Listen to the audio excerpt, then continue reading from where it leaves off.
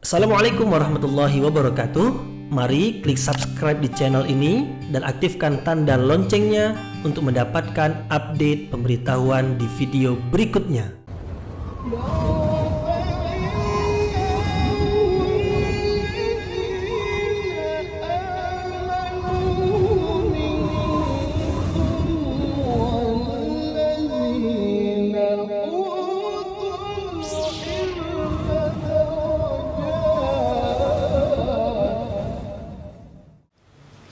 A'udzu billahi minasyaitonir rajim. Bismillahirrahmanirrahim. Assalamualaikum warahmatullahi wabarakatuh.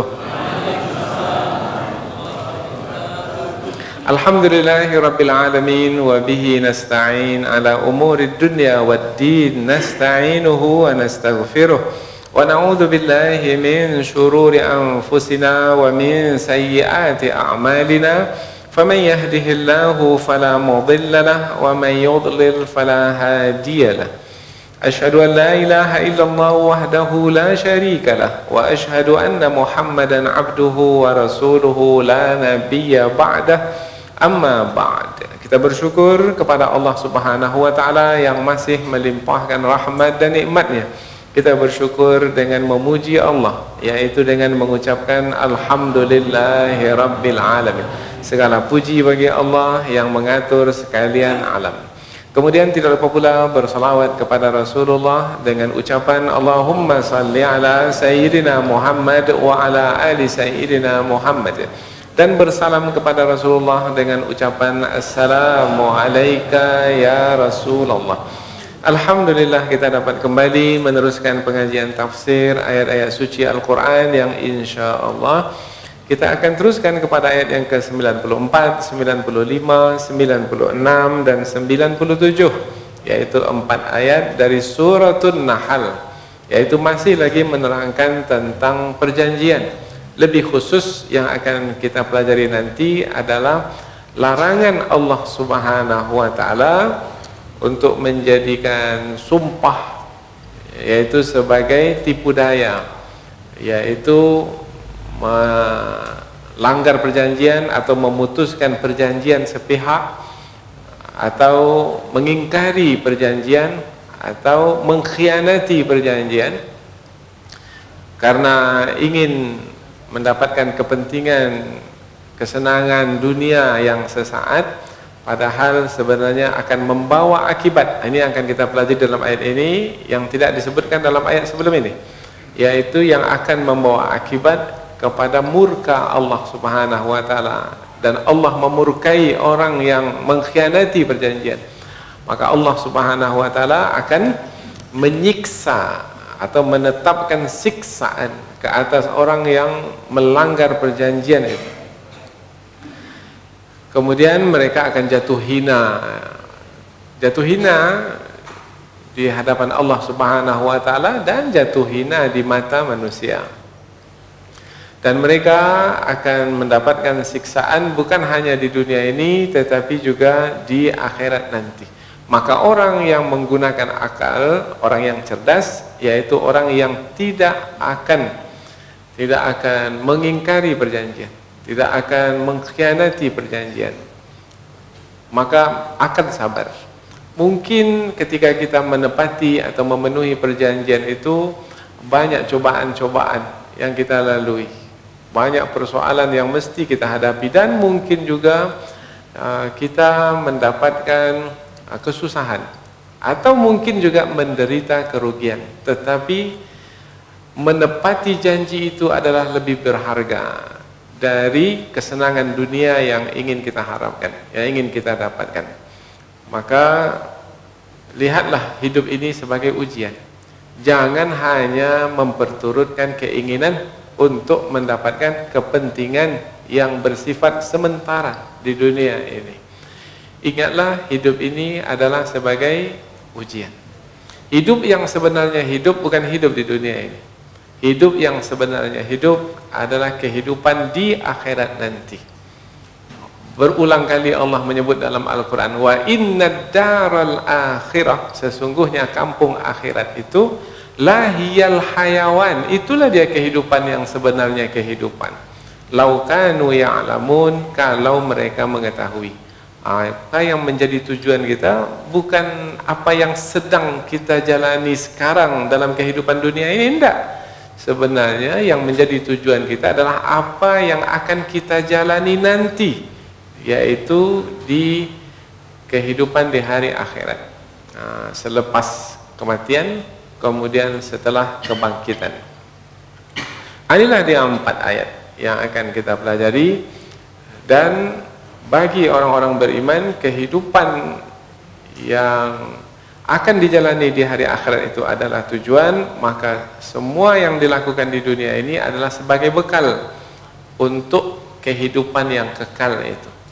Maka mudah-mudahan insya Allah dengan 4 ayat yang kita pelajari ini, mudah-mudahan mengingatkan kita, yaitu untuk berhati-hati dan berwaspada dalam menjalani ujian, khususnya yang berkaitan dengan perjanjian. Sebelum ini sudah kita terangkan bahwasanya perjanjian itu umum. Maka kalau kita buat perinciannya, bisa jadi kita menyebut ada perjanjian antara kita dengan Allah, dan itu sudah kita tetapkan bahwasanya kita akan menepati perjanjian tersebut semenjak perjanjian itu diambil dari kita ketika kita berada di alam ruh. Kemudian setelah itu ketika kita dewasa dengan akal yang ada pada kita, maka sekali lagi kita menetapkan bahwasanya kita akan menepati perjanjian tersebut. Sami'na wa ata'na, kami dengar dan kami taat.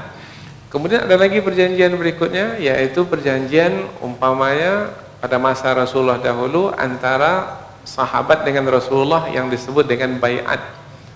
Itu janji setia, bahwasanya sahabat apabila telah beriman kepada Allah, kepada Rasulullah, asyhadu an la ilaha illallah wa asyhadu anna muhammadar rasulullah, mereka berjanji setia untuk membantu agama Allah, menolong agama Allah. Tidak akan berkhianat, tidak akan keluar Islam, tidak akan bersekutu dengan musuh. Janji setia namanya bai'at pada masa dahulu. Nah, pada masa sekarang juga begitu. Apabila kita dalam suatu kelompok, dalam satu jemaah, dalam satu organisasi dakwah umpamanya, kita pun sesama kita berjanji setia. Karena apabila kita dalam satu lembaga dakwah umpamanya, boleh jadi lembaga dakwah kita ini menjadi sasaran atau target dari musuh untuk dihabisi.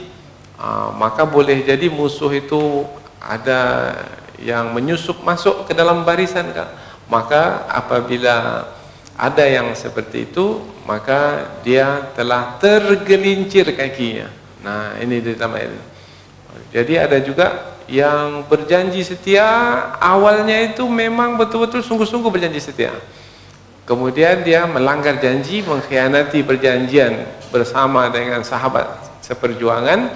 Nah, yang seperti ini tergelincir karena mungkin kesenangan dunia yang memukau, yang membuat matanya silau, sehingga dia tinggalkan sahabat-sahabat seperjuangannya. Ada juga yang memang dari awal itu memang bukan mau berjuang bersama dengan para sahabat itu, memang dari awal itu mau mencari celah, karena dia memang ditugaskan untuk menjadi mata-mata, untuk menjadi orang bayaran, supaya menyampaikan informasi kepada orang yang membayarnya. Maka orang yang seperti ini orang yang sangat keji sekali, yaitu melakukan spionase, yaitu memata-matai. Ini adalah perbuatan yang sangat tercela sekali. Dan orang yang seperti ini sampai berani bersumpah dalam janji setia dengan sahabat-sahabatnya itu, padahal bukan sahabat yang sebenarnya ya. Nah, tapi janji setia sampai bersumpah itu tujuannya hanya untuk menipu, untuk memperdaya, karena ada kepentingan dunia yang ingin dia capai. Orang yang seperti ini dalam ayat yang akan kita pelajari, maka akan mendapatkan siksaan yang pedih di dunia ini dan di akhirat nanti. Maka dengan ayat-ayat yang kita pelajari ini membuat kita menjadi lebih berhati-hati, menjadi lebih berwaspada. Hidup ini adalah sebagai ujian. Nah, sampai masanya yaitu meninggal dunia, kita mati. Penghujung usia kita adalah ajal. Apabila sudah sampai ajal itu, berakhirlah ujian. Nah, setelah kematian, hidup ini sepenuhnya adalah menerima balasan. Ketika itu barulah tahu seperti apa hidup yang sebenarnya. Maka mudah-mudahan insyaallah dengan bertambah lagi ayat yang berkaitan dengan perjanjian ini, semakin kita memiliki wawasan tentang perjanjian, karena boleh jadi banyak di antara kita ini tidak dapat mengelakkan diri dari perjanjian. Ya, perjanjian dengan teman seperjuangan, perjanjian bahkan di dalam berkeluarga juga begitu. Ada abang yang berjanji dengan adiknya, ada suami berjanji dengan istrinya, kemudian dalam perdagangan juga begitu. Ada penjual yang berjanji dengan pembeli, kemudian berbagai macam perjanjian yang kita lakukan. Maka boleh jadi kita yang hadir ini tidak dapat mengelakkan diri dari perjanjian. Dan mungkin ada di antara kita ini sekarang ini, saat ini sedang berjanji dengan berbagai macam pihak, orang yang perjanjian itu bermacam-macam pula. Nah, maka mestilah kita memiliki pengetahuan yang cukup berkaitan dengan perjanjian. Jangan sampai persoalan perjanjian ini nanti yang akan membuat kita tersandung nanti di hari akhirat. Apa makna tersandung ini? Kita berharap perjalanan kita itu baik-baik saja menuju surga, tetapi rupanya tersandung. Tersandung bermakna jatuh. Nah, dalam ayat ini disebut kakinya itu tergelincir sehingga tidak dapat masuk surga, terhalang masuk surga, akhirnya dicampakkan terlebih dahulu ke dalam neraka. Na'udzubillah min dzalik. Kita berlindung kepada Allah dari seperti yang diterangkan itu, dari keadaan yang seperti diterangkan itu. Na'udzubillah. Baik, kita mulai kajian, yaitu kita baca terlebih dahulu ayat, kemudian kita terjemahkan secara harfiah. Setelah itu barulah kita sampaikan tafsir ringkas, kemudian barulah kita nanti mengaji kandungan ayat dengan lebih terperinci. Allah Subhanahu wa taala berfirman, A'udzu billahi minasyaitonir rajim. Bismillahirrahmanirrahim. Wa la tattakhidhu aymanakum dakhalan bainakum fatazilla qadamun ba'da thubutiha wa tadhuqus su'a bima sadattum an sabilillah walakum adzabun azim wala tashtaru bi ahdillahi thamanan qalila innama indallahi huwa khairul lakum in kuntum ta'lamun ma indakum yanfad wa ma indallahi baq وَلَنَجْزِيَنَّ الَّذِينَ صَبَرُوا أَجْرَهُمْ بِأَحْسَنِ مَا كَانُوا يَعْمَلُونَ مَنْ عَمِلَ صَالِحًا مِنْ ذَكَرٍ أَوْ أُنْثَى وَهُوَ مُؤْمِنٌ فَلَنُحْيِيَنَّهُ حَيَاةً طَيِّبَةً وَلَنَجْزِيَنَّهُمْ أَجْرَهُمْ بِأَحْسَنِ مَا كَانُوا يَعْمَلُونَ. Allah berfirman, wala tattakhidhu, dan jangan kamu menjadikan atau mengambil, boleh juga, aimanakum, sumpah-sumpahmu, dakhalan, sebagai tipu daya, alat penipu, alat untuk menipu, bainakum, di antara kamu, fatazilla, maka tergelincirlah. Disebabkan karena menjadikan sumpah itu sebagai alat untuk menipu, maka tergelincirlah qadamun, kaki, ba'da thubutiha, setelah kokohnya. Maknanya setelah kokoh kokohnya kaki itu dengan menepati janji. Nah, tergelincirnya kaki itu adalah dengan mengingkari janji. Dan pengingkaran perjanjian itu boleh jadi dengan menggunakan sumpah, supaya orang percaya kepadanya. Watazuku, dan kamu merasakan as-su'a, keburukan. Dalam tafsir keburukan di sini adalah siksaan. Jadi kamu merasakan siksaan bima sadattum, disebabkan kamu menghalang an sabilillah, manusia dari jalan Allah. Jadi orang yang mengkhianati perjanjian atau yang melanggar perjanjian adalah juga orang yang menghalang orang lain dari mengikuti jalan Allah. Seperti apa itu penjelasannya itu? Nanti kita akan coba terangkan.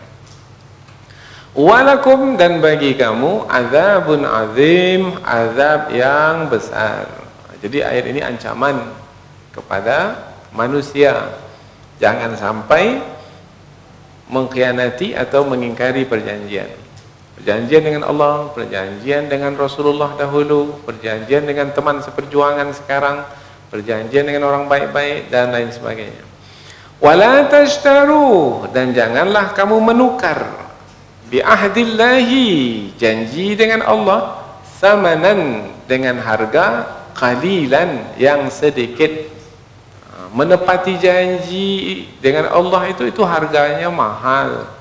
Kemudian melanggar perjanjian itu karena ingin mendapatkan kepentingan dunia yang didapatkan itu sedikit nilainya.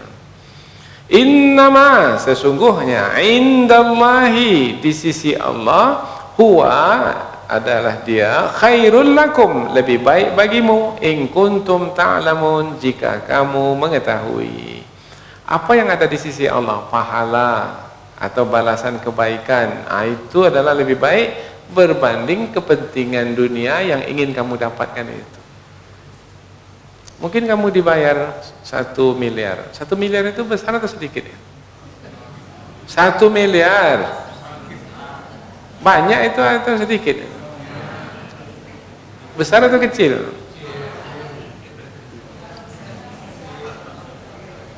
3 miliar. Rupanya 1 dia tak mau. 3, karena ini persoalannya besar ini. Maka ditawari 1 tak mau, 3. Bagaimana 3 mau? Betul 3 mau nih. 5 miliar.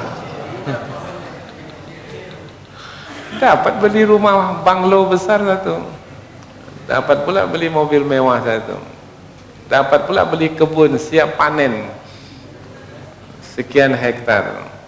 Mau tak mau? 5 hektar, 5 miliar. Kan dah berubah kan jawabannya. Allahu Akbar. Ma indakum, ditegaskan lagi, apa yang ada padamu, yang fad, akan habis. 5 miliar akan habis. Wa ma indallah, dan apa yang ada di sisi Allah, baqa, kekal, tak akan habis-habis. Walanajziyanna, dan sungguh kami akan memberikan balasan alladzina sabaru, kepada orang-orang yang sabar. Muncul kata sabar di sini. 5 miliar sabar, goyang. Dan sungguh kami akan memberikan balasan kepada orang-orang yang sabar, ajrahum, balasan mereka itu bi ahsani, lebih baik, makanu ya'malun, dari apa yang mereka lakukan. Man amila salihan, siapa yang beramal saleh, min zakarin, dari laki-laki, au unsa, atau perempuan, wa huwa mu'min, dan dia atau sedangkan dia dalam keadaan beriman, falanuhyiyannahu, sungguh kami akan memberikan kehidupan kepadanya, hayatan, kehidupan yang thayyibah, yang baik. Wala najziyannahum, dan sungguh kami akan memberikan balasan kepada mereka, ajrahum, upah mereka, balasan mereka bi ahsani, dengan yang lebih baik, makanu ya'malun, dari apa-apa yang dahulu mereka kerjakan. Diulang 2 kali ya, di 2 ayat secara berurutan, untuk menerangkan bahwasanya yang di akhirat itu lebih baik dari apa yang didapatkan di dunia ini. Kita baca langsung terjemahan dari awal ke empat-empatnya nih sekali, kemudian kita nanti pindah ke tafsir yang ringkas supaya kita dapat fokus ketika kita membahas ayat ini dengan panjang lebar nantinya. Dan janganlah kamu menjadikan sumpahmu sebagai alat untuk menipu di antara kamu, sehingga kakimu menjadi tergelincir setelah kokohnya, dan kamu akan merasakan siksaan disebabkan karena kamu menghalang manusia dari jalan Allah, dan bagi kamu azab yang besar. Dan janganlah kamu menukar janji Allah dengan harga yang sedikit, sesungguhnya yang di sisi Allah itu lebih baik bagimu jika kamu mengetahui. Dan apa yang ada di sisimu akan habis, dan apa yang ada di sisi Allah akan tetap kekal, dan sungguh kami akan memberikan balasan kepada orang-orang yang sabar, yaitu yang lebih baik dari apa-apa yang mereka kerjakan.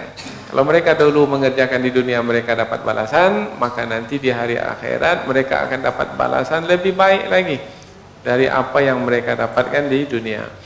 Barang siapa yang beramal saleh dari laki-laki atau perempuan sedangkan dia dalam keadaan beriman, maka sungguh kami akan menghidupkannya dengan kehidupan yang baik, dan sungguh kami akan memberikan balasan kepada mereka dengan yang lebih baik dari apa-apa yang mereka kerjakan. Jadi ini ringkasan tafsir. 4 ayat yang kita pelajari ini adalah menerangkan tentang larangan yang tegas dari sisi Allah Subhanahu wa taala kepada manusia, khususnya kepada orang-orang beriman yang beriman kepada Allah, yaitu jangan sekali-kali mengkhianati perjanjian atau melanggar perjanjian atau memutuskan perjanjian sepihak. Apalagi perjanjian itu berkaitan dengan persoalan yang paling pokok di dalam hidup. Perjanjian apa yang paling pokok dalam hidup? Berkaitan dengan agama, berkaitan dengan kepercayaan, berkaitan dengan keyakinan, seperti umpamanya perjanjian seorang muslim dengan Allah Subhanahu wa taala yang pernah diambil dahulu ketika berada di alam roh, yaitu untuk beragama Islam dan tidak mati melainkan dalam keadaan beragama Islam. Itu perjanjian dengan Allah. Kemudian perjanjian dengan sesama manusia. Kalau dahulu dengan Rasulullah, para sahabat berjanji setia dengan Rasulullah melalui baiat. Kalau sekarang mungkin murid berjanji setia dengan gurunya, yang perjanjian itu isinya adalah akan menjalankan pelajaran atau ajaran atau ilmu yang disampaikan itu, yaitu seperti yang terkandung di dalam Al-Quran dan hadis Nabi. Guru kan mengajarkan Al-Quran dan hadis Nabi. Nah, kemudian murid berjanji setia, wahai guru, saya berjanji bahwasanya saya akan jalankan semua yang guru sampaikan dari Al-Quran dan hadis Nabi itu. Selagi saya hidup di dunia ini, saya berjanji saya tidak akan melanggar apa yang telah saya ketahui berupa perintah-perintah Allah Subhanahu wa taala. Semuanya, yaitu mentauhidkan Allah, saya akan patuhi. Berbakti kepada kedua orang tua, saya akan penuhi. Apalagi yang lain. Nah, perjanjian yang seperti ini termasuk ke dalam pembahasan ayat kita ini. Kemudian juga termasuk perjanjian berkaitan dengan muamalat, yaitu dalam perdagangan dan dalam kehidupan keseharian kita. Inilah dia agama yang mulia, yaitu agama yang mengurus dengan terperinci sekali tentang kehidupan, mulai dari kepercayaan, keimanan, kemudian berkaitan dengan ibadah, ketaatan, kemudian juga berkaitan dengan muamalat, pergaulan. Nah, inilah dia agama yang mengatur seluruh aspek kehidupan manusia.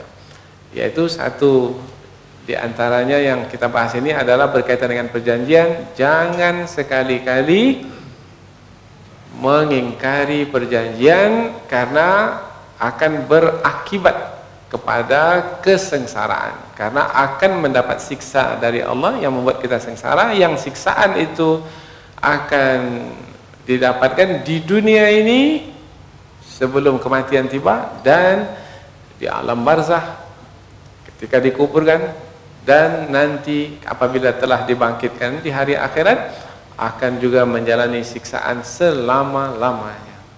Maka berhati-hatilah di dalam berjanji setia, apalagi ada tanggung jawab besar yang mesti kita laksanakan melalui perjanjian tersebut.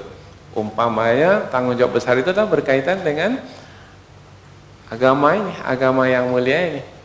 Maka apabila berkaitan dengan agama ini, semua menjadi taruhan, yaitu harta benda kita jadi taruhan, keluarga kita jadi taruhan, bahkan nyawa kita sendiri pun menjadi taruhan.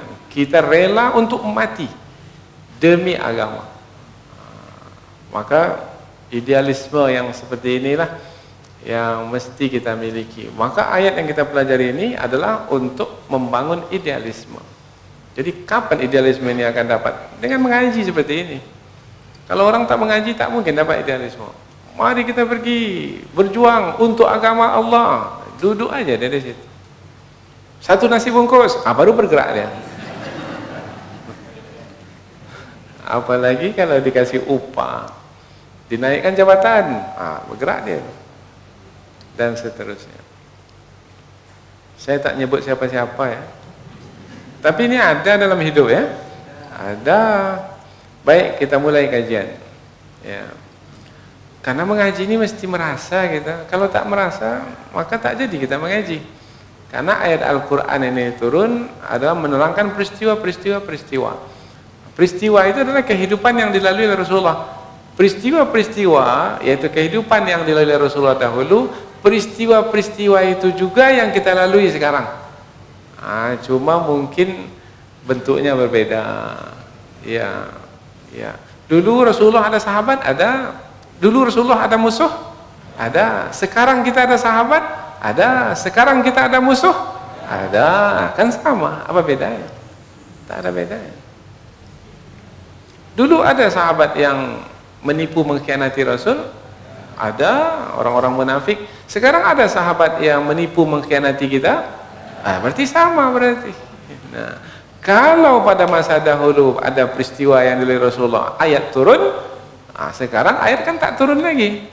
Maka ayat yang sudah turun itulah yang mau kita pakai kan dalam hidup kita. Inilah dia pentingnya kita belajar firman Allah Subhanahu wa taala sebagai petunjuk atau bimbingan bagi kita. Kalau sudah dapat ayat ini, kita tak bimbang lagi kita. Berlaku seperti yang disebut oleh ayat, maka kita langsung iya, dahulu Rasulullah sudah menjalani ya.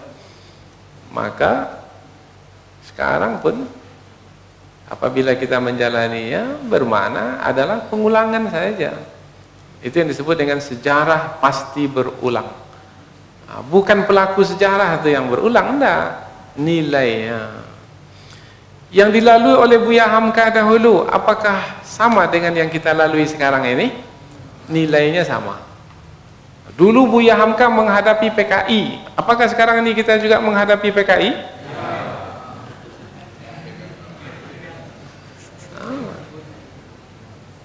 Karena idealisme PKI, komunis itu tak pernah hilang.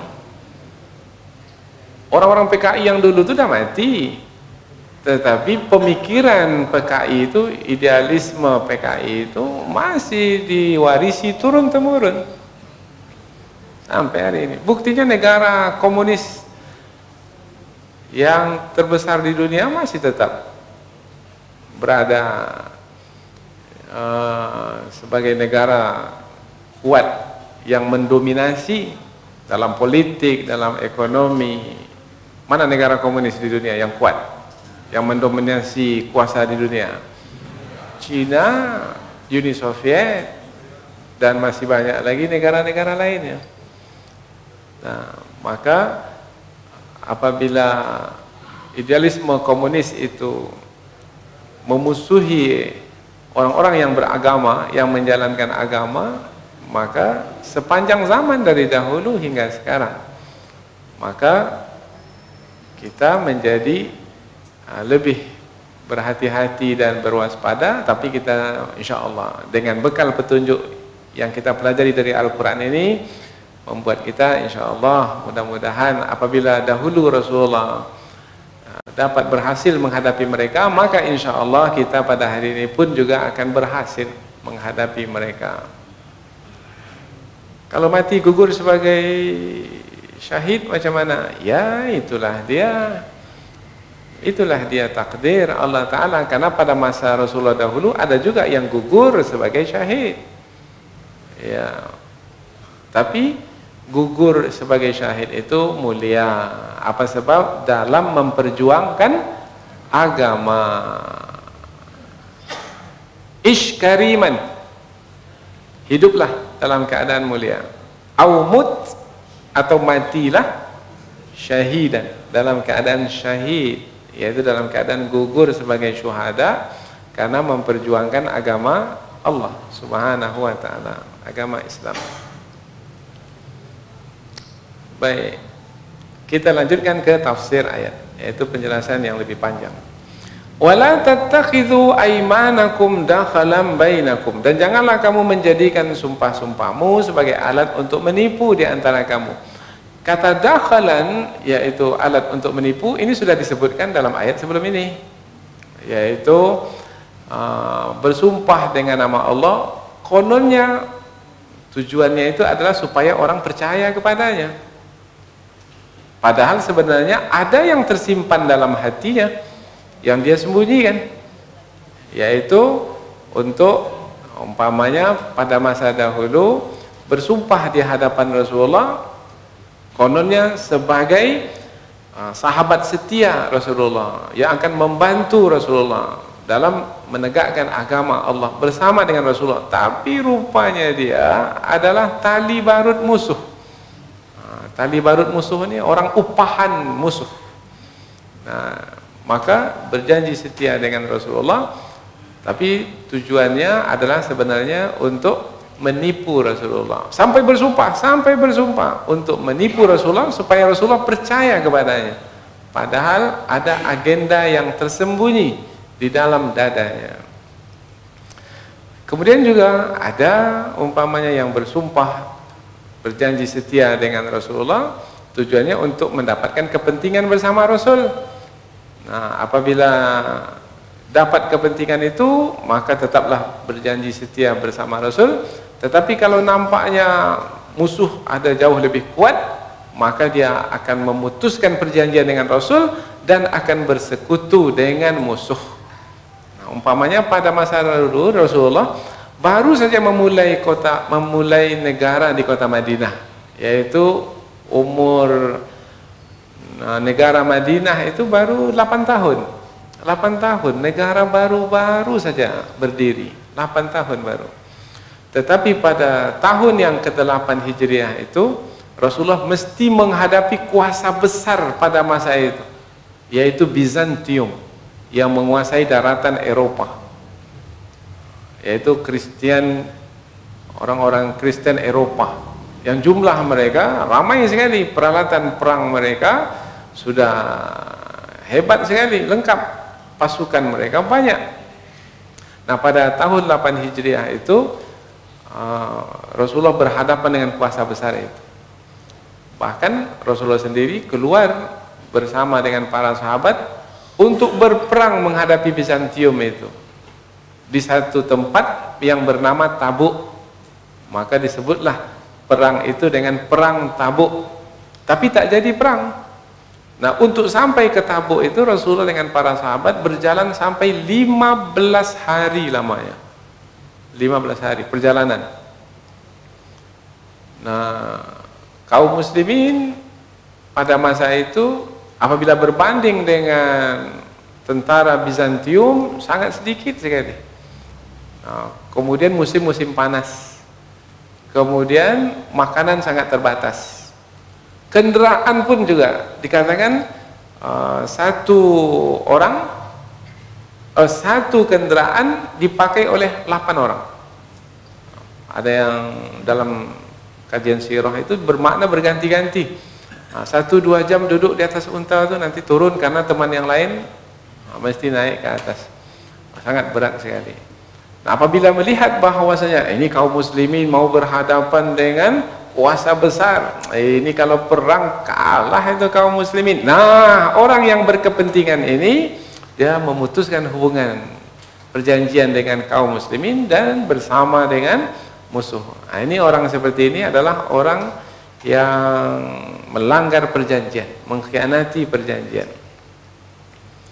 Dan jangan kamu menjadikan sumpahmu alat untuk menipu di antara kamu. Fatazilla qadamum ba'da thubutiha, maka tergelincirlah, maka dengan bersumpah untuk menipu itu, maka tergelincirlah kaki dari kokohnya.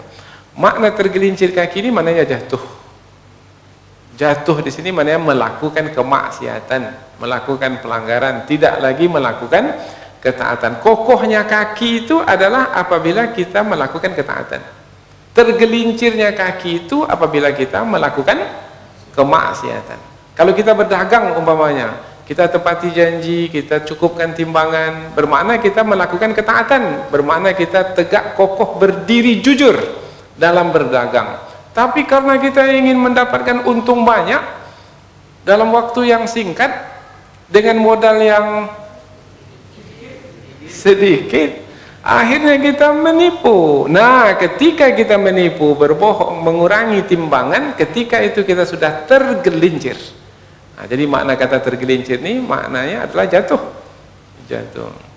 Fatazilla qadamun ba'da thubutiha. Kalau sudah tergelincir, melakukan kemaksiatan seperti mengkhianati perjanjian, maka watadzuku su'. Watadzuku su' maknanya kamu merasakan as-su'. Ulama tafsir menyebut as-su' itu adalah siksaan. Apa siksaannya? Nah, mungkin siksaan itu pada badan, mungkin juga pada jiwa, mungkin juga pada harta benda yang habis, mungkin juga keluarga yang bercerai-berai, mungkin juga banyak sekali ya siksaan demi siksaan. Nah, mungkin penyakit yang tak kunjung sembuh, bertambah parah, dan lain sebagainya. Dan mungkin juga gempa bumi yang membinasakan, yang menghancurkan. Maka apabila disebut kata as-su' di sini, maka siksaan itu jangan difahami 1 atau 2 macam, enggak. As-su' itu maknanya apa saja yang buruk, karena su' itu maknanya buruk. Apa saja siksaan yang buruk. Jadi bermakna umum, lebih umum sifatnya. Maka boleh jadi ada 10 orang yang disiksa, tetapi siksaan orang yang 10 itu bermacam-macam. Yang ini badannya yang sakit, yang ini usahanya yang bangkrut umpamanya, yang ini rumah tangganya yang hancur, yang ini dan lain sebagainya. Nah, itu adalah kuasa Allah Ta'ala. Allah berkuasa menyiksa orang-orang yang tergelincir, yang jatuh itu dengan siksaan yang bermacam-macam. Bima sadattum an sabilillah, disebabkan karena kamu menghalang dari jalan Allah. Orang yang melanggar perjanjian dengan Rasulullah, ini kita sebut ini sebagai contoh. Orang yang melanggar perjanjian dengan Rasulullah, mengapa dalam ayat disebut sebagai menghalang dari jalan Allah? Karena bisa membuat orang awam menjadi tertipu. Dan itu adalah menghalang jalan Allah. Umpamanya pada hari ini nih, isu sekarang ini yang membuat orang berat ke masjid adalah disebabkan karena ada pernyataan orang yang ke masjid itu teroris. Orang yang ke masjid itu apalagi yang lain? ISIS umpamanya. Orang yang ke masjid itu garis keras. Maka dengan perkataan-perkataan itu terhalang orang lain untuk pergi ke masjid. Padahal pergi ke masjid itu adalah syariat, agama yang mulia. Karena kita diperintahkan untuk beribadah ke masjid. Nah, perkataan-perkataan seperti itu adalah saddun an sabilillah. Itu adalah menghalang orang lain dari jalan Allah. Nah, saya tak mau lagi ikut majlis taklim itu. Karena majlis taklim itu, nah, umpamanya dia sebut alasan, dengan dia mengatakan seperti itu, dia sudah menghalang orang lain untuk mengikuti majlis itu. Karena dengan keluarnya dia itu, orang awam, bapak itu aja keluar, sudahlah saya tak mau masuk ke situ. Nah, begitu juga, dia sudah melepaskan janji dengan Rasulullah. Kalau begitu saya tak mau beriman kepada Rasulullah. Ini pada masa dahulu. Maka dengan melepaskan perjanjian dengan Rasulullah, itu adalah salah satu bentuk menghalang manusia dari jalan Allah. Ini sama ya, bandingannya itu sama. Walakum azabun azim, dan bagi kamu azab yang besar. Kalau disebut di ujung ayat azab besar, bermakna perbuatan yang dilakukan itu adalah kejahatan yang besar. Karena biasanya di dalam bahasa Al-Quran, apabila di ujungnya itu azab yang besar, bermakna di dalam ayat itu sebelumnya itu diterangkan tentang perbuatan buruk yang kejahatannya itu besar. Kalau di belakang ayat itu disebut azabum muhin, azab yang menghinakan, bermakna perbuatan yang dilakukan, yang disebutkan dalam ayat itu adalah perbuatan yang hina di dalam agama. Ada lagi azabun alim, azab yang pedih. Biasanya perbuatan buruk yang disebutkan di dalam ayat itu adalah perbuatan yang memedihkan hati. Umpamanya pengkhianatan orang-orang munafik, itu memedihkan hati atau tidak? Memedihkan. Maka nanti orang munafik itu mendapatkan azab yang pedih. Nah, istilahnya dalam bahasa Arab, al-jaza min jinsil amal, balasan sesuai dengan amal, sama sesuai dengan perbuatan. Perbuatannya kejahatan yang besar, siksaan yang besar. Perbuatannya menghinakan agama, siksaan yang menghinakan. Perbuatannya menyakitkan hati orang-orang beriman, maka dia mendapat siksaan yang pedih, menyakitkan. Itu tanda keadilan Allah Ta'ala dalam ayat ini. Dan bagi kamu azab yang besar, berarti mengkhianati perjanjian itu adalah kejahatan yang besar. Wala tashtaru bi ahdillahi thamanan qalila, dan jangan kamu menukar janji dengan Allah dengan harga yang sedikit. Sebenarnya ini lanjutan saja dari ayat sebelumnya, yaitu untuk menegaskan bahwasanya orang yang mengkhianati perjanjian atau membatalkan perjanjian sepihak atau yang berkaitan dengan Allah adalah meninggalkan agama Islam. Kalau bersama Rasulullah dahulu meninggalkan Rasulullah, padahal sudah berbaiat sebelumnya dengan Rasulullah, orang yang seperti itu telah menukar yang berharga dengan yang murah. Menukar yang berharga dengan yang murah. Yang berharga itu apa? Balasan kebaikan di hari akhirat berupa surga. Yang murah itu apa? Mungkin kesenangan dunia yang dia dapatkan sekarang. Nah, kalau menukar yang berharga dengan yang murah, kalau ada pedagang ditukarnya yang berharga dengan yang murah, umpamanya, maka pedagang ini pintar atau bodoh? Cerdas atau bodoh? Menggunakan akal atau tidak? Nah, berarti orang yang mengingkari perjanjian itu adalah orang yang bodoh, orang yang tidak menggunakan akal. Jadi orang-orang yang jawabnya lah sendiri, sambunglah sendiri, seperti yang kita sebutkan di awal tadi. Karena mengaji ini satu disebut di dalam kajian, tetapi kita hendaknya bisa meneruskannya dengan yang kita lalui pula di dalam hidup. Maka jangan sekali-kali melepas perjanjian. Seperti tadi kita ada teman seperjuangan, jagalah kepercayaan teman seperjuangan kita itu. Jangan hanya karena tak sampai keinginan hawa nafsu kita berkaitan dengan kesenangan dunia yang tidak seberapa, kemudian kita mengingkari perjanjian dengan teman seperjuangan kita. Nampaknya teman-teman sekalian sampai di sini ajalah nampaknya kita bersama. Karena kalau saya ikut teman-teman sekalian tak kaya-kaya saya nanti. Karena teman-teman sekalian tak inginkan kekayaan. Teman-teman sekalian ingin berjuang, berkorban, kemudian tak mau mengambil upah. Nah, saya ini mau kaya juga. Orang lain punya rumah besar, saya mau punya rumah besar juga. Orang lain punya kendaraan yang mewah, saya ingin juga. Orang lain berjalan ke sana kemari, bersenang-senang sampai ke luar negeri, saya pun mau juga. Tapi kalau saya bersama teman-teman sekalian, tak akan dapat saya harta benda dunia. Kalau begitu teman-teman sekalian, sampai di sini sajalah kita bersama. Ini namanya menjual atau menukar. Jual beli itu menukar. Kapan kita jual beli kita itu seimbang? Kalau yang ditukar itu sama. Umpamanya kita berjual beli, umpamanya sekarang 1 gram emas berapa? 1 juta, 1 juta lah. Ini 1 gram emas, ini uang 1 juta. Sekarang ini kita membeli emas, berarti kita ada uang 1 juta. Uang 1 juta kita berikan, emas 1 gram kita ambil. Ini seimbang, seimbang.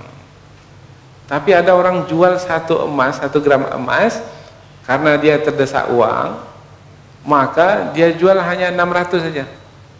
600.000 saja. Kita berikan 600.000, kita dapat 1 gram. Bermakna kita dapat yang lebih berharga. Beruntung atau rugi kita? Beruntung. Karena harga emas yang kita dapat itu, sekarang kita sudah dapat emas itu harganya 1 juta. Sementara uang yang kita berikan hanya 600.000 saja.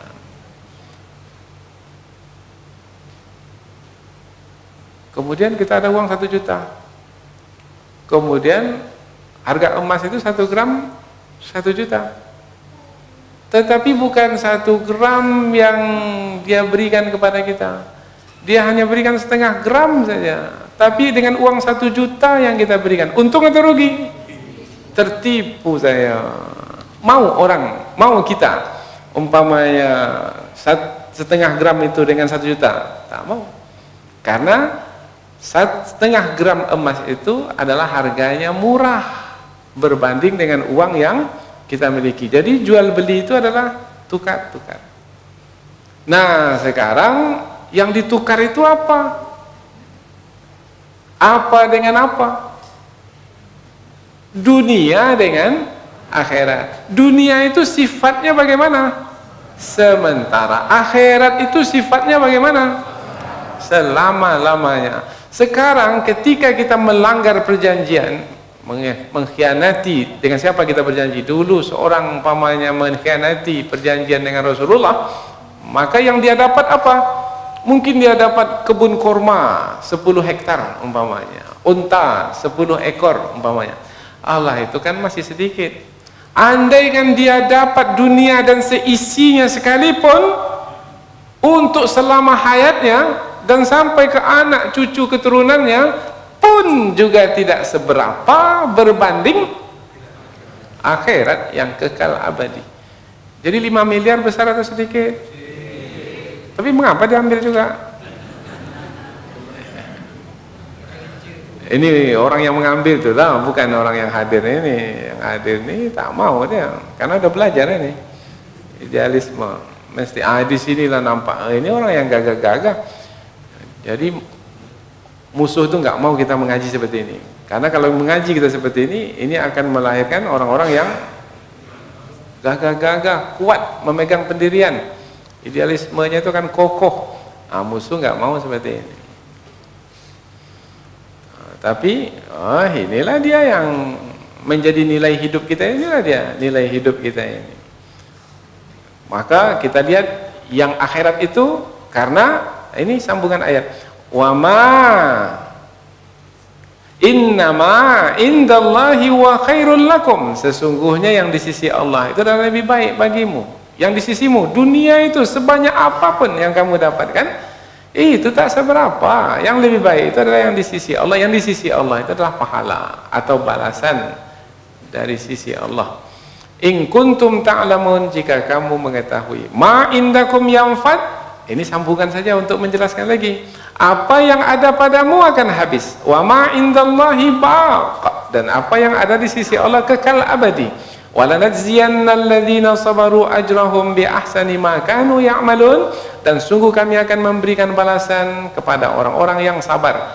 Oh, rupanya kita mesti sabar apabila kita memiliki perjanjian dengan orang lain.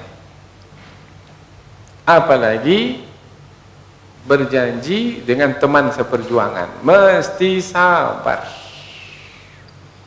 Karena teman itu juga manusia biasa, pasti juga melakukan kesalahan dan kekhilafan.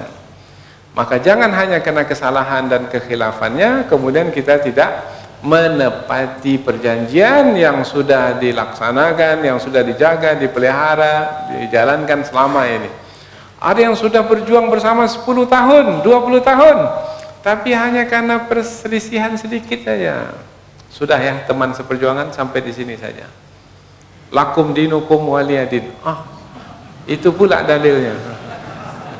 Itu dalil untuk orang kafir, bukan untuk teman seperjuangan. Allahu Akbar. Man amila salihan, barang siapa yang beramal saleh, min dzakarin au unsa, baik dia laki-laki atau perempuan. Mengapa di sini ada kata laki-laki dan perempuan?